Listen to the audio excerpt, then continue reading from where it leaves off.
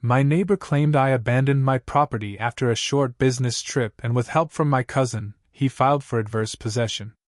I was still making mortgage payments while they hosted open houses trying to sell my home out from under me. When I caught them red-handed and took them to court, they lost their jobs, licenses, and had to pay me over $100,000 in damages. Watching them move out in disgrace was the sweetest victory of my life. I'm not one to get involved in neighborhood gossip or drama. I bought my house in 2014.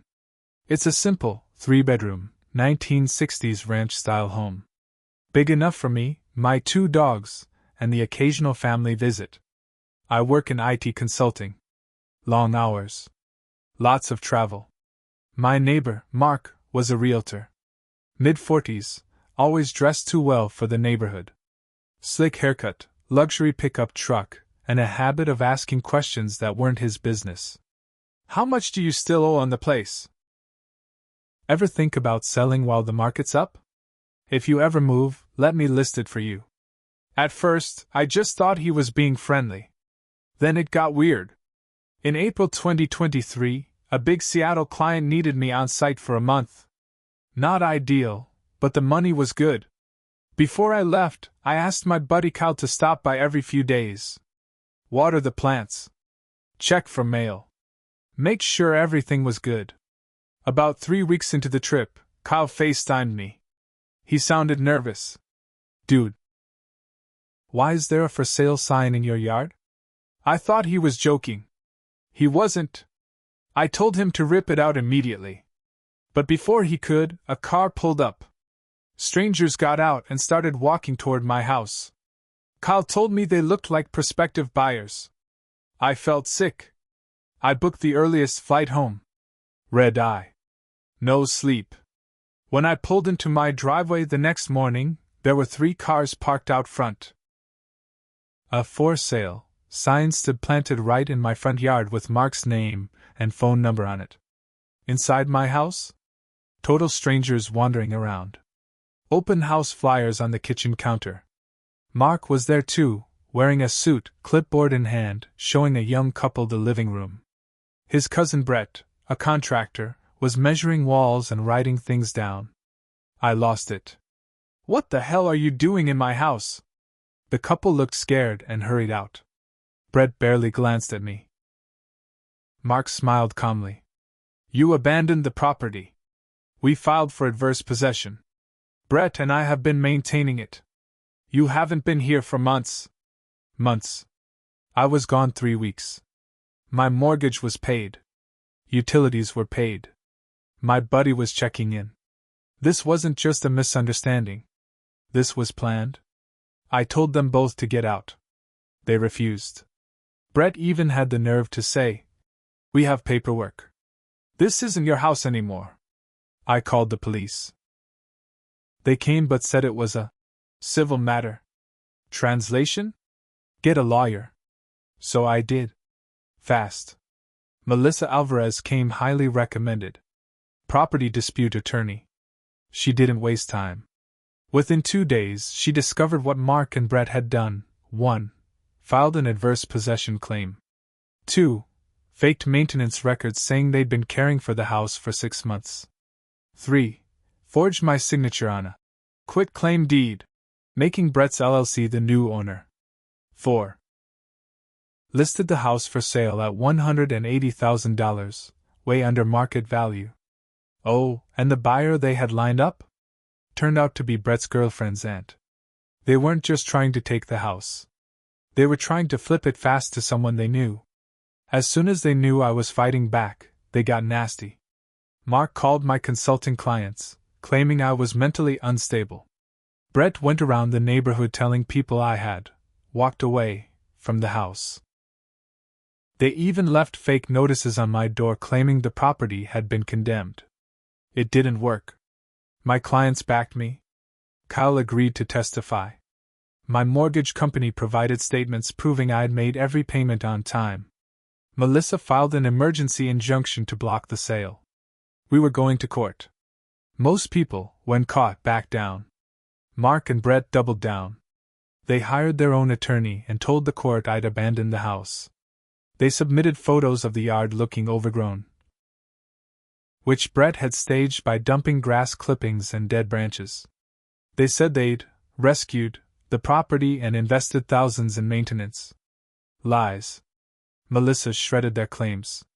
She brought in mortgage payment records, utility bills showing consistent use, Kyle's testimony, flight records proving my travel dates, an expert who confirmed the forged signatures. But it wasn't over yet. Melissa dug deeper and found out Mark had a history. 2 years ago, he'd been investigated by the Kansas Real Estate Commission for shady deals. No charges stuck, but he'd been warned. Brett? He'd lost the previous contractor license in Missouri after a dispute with a client. They were serial scammers. And this time, they'd picked the wrong target. The first hearing was packed. Even some neighbors showed up. Mark arrived in his best suit. Brett wore a cheap blazer 2 sizes too big. Mark tried to play it cool. "I was just trying to protect the neighborhood from blight," Brett chimed in. "We saved this property." Melissa tore them apart on cross-examination. "Did you have the owner's permission?" "No, but did you file forged documents?" "That's a misunderstanding." The judge didn't look amused. By the end of the 3rd day, it was clear who was lying. But things were about to get even worse for them. The judge ordered both sides to submit final evidence packages within 2 weeks. Melissa wasn't done. She wanted to bury them. While we were preparing, she hired a private investigator. I wasn't sure it was necessary at first. I thought we had enough. But she insisted. Best decision ever.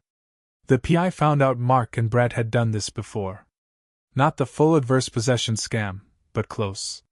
2 years earlier, they convinced an elderly woman down the block she needed to sell. Before the house became condemned, they pressured her into signing paperwork she didn't understand. Mark flipped that house to another relative, and made nearly $50,000. That woman? Mrs. Wilkes. 83 years old. Still living in an apartment complex on the edge of town. Melissa and I paid her a visit. She cried when she heard what they tried to do to me. "I always wondered why they rushed me so much. I just thought they were helping." We gathered her story and added it to the case. A week before the next hearing, Mark's lawyer reached out. They offered to drop the adverse possession claim if I agreed not to pursue damages. Basically, they'd walk away if I promised not to sue them into the ground. Melissa didn't even ask me what I thought. "Tell them to go to hell." I agreed. That's when things got uglier. One night, around 2 a.m., someone threw a brick through my living room window. A note attached. "Sell or else." I called the police. They took a report but couldn't prove who did it. I had a pretty good idea. 2 days later, Kyle's car got keyed while parked in my driveway. Then someone left fake foreclosure notices taped to my door and mailbox. It didn't scare me. It just made me angrier. Melissa used it all to get a temporary restraining order against Mark and Brett. They were no longer allowed within 100 feet of my property. Remember the Kansas Real Estate Commission? Once Melissa sent them everything, the forged documents, the false listings, the harassment. They launched their own investigation into Mark. Then the state contractor licensing board opened a case on Brett. At this point, Mark and Brett weren't just fighting me. They were fighting the state. When the final hearing began, the judge looked different. Less patient. Less neutral. Mrs. Wilkes testified first. She told her story slowly, clearly, breaking down once or twice. When she finished, even Mark's lawyer didn't have any questions. Kyle testified about the open house and the harassment. The private investigator laid out Mark and Brett's past deals and shady tactics. Melissa presented new evidence, text messages between Mark and Brett bragging about how easy it would be to take my house and flip it. The texts were sent weeks before I even left for Seattle. This had been planned from the start. Mark's lawyer tried to argue the texts were taken out of context. Brett's lawyer tried to claim the brick, vandalism, and threats had nothing to do with them. Nobody believed it. The judge even interrupted at one point. You expect this court to believe all these incidents are coincidental? Neither lawyer answered. Melissa rested our case. The courtroom was silent. Mark's lawyer stood up and announced they had new evidence.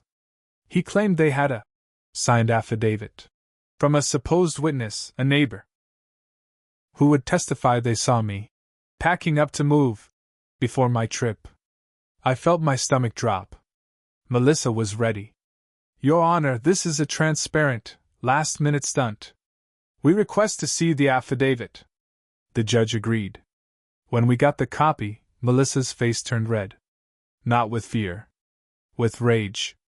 The witness was Paul Anders, a neighbor down the street. Someone I barely knew. His statement claimed he saw me moving boxes out of the house and talking about selling. Problem? Paul had passed away 3 months ago. Your Honor, this witness is deceased.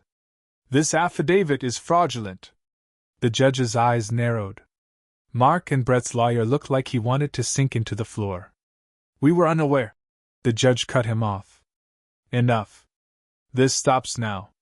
After the fake affidavit stunt, the judge recessed for 2 hours. When court resumed, his face was stone. I've seen enough. He declared the affidavit fraudulent. Not only did it destroy Mark and Brett's credibility, it opened them up to criminal charges for submitting false evidence. Melissa leaned over to me. They just sunk their own ship. But I wasn't off the hook completely. The judge pointed out that while I hadn't done anything illegal, I'd made a mistake too. I didn't have formal home watch paperwork for Kyle. It made it easier for Mark and Brett to claim nobody was looking after the place. Let this be a warning to all property owners. Verbal agreements aren't enough. I nodded. He was right. The judge ruled 1. All claims by Mark and Brett were dismissed with prejudice. They could never try again. 2. The forged documents were officially voided. 3. Mark's realtor license was revoked permanently. 4. Brett's contractor license was terminated statewide. 5. Both were guilty of fraud, forgery, and filing false claims. 6. They owed me $104,372 in damages, including legal fees, lost business, and emotional distress. The judge didn't stop there. He referred their case to the district attorney for criminal prosecution. And he issued a public censure, meaning every realtor and contractor in the state would know what they'd done. Within weeks, word spread. Mark lost his job at the realty firm. His wife, who had no idea what he'd been doing, filed for divorce and moved out. She even testified in the criminal case against him later. Brett's contracting business collapsed. His clients canceled contracts. Suppliers refused to work with him. The final blow? The $104,000 judgment wiped out their savings. When they couldn't pay, the court put liens on both their properties. Brett's house went into foreclosure. Mark had to short sell his at a massive loss. The damages paid off my legal bills and the rest of my mortgage. On a chilly November morning, I stood at my front window, coffee in hand, watching the sheriff post eviction notices on Brett's house. Mark was out front trying to argue. His truck had been repossessed a few days earlier. Brett stood on the porch, pale and shaking. Neighbors gathered silently. Nobody said a word. When the moving trucks came, neither of them looked at me. But I watched every box, every broken piece of furniture, every miserable glance as they packed up and left. Disgraced. Jobless. Homeless. I sold my house a few months later.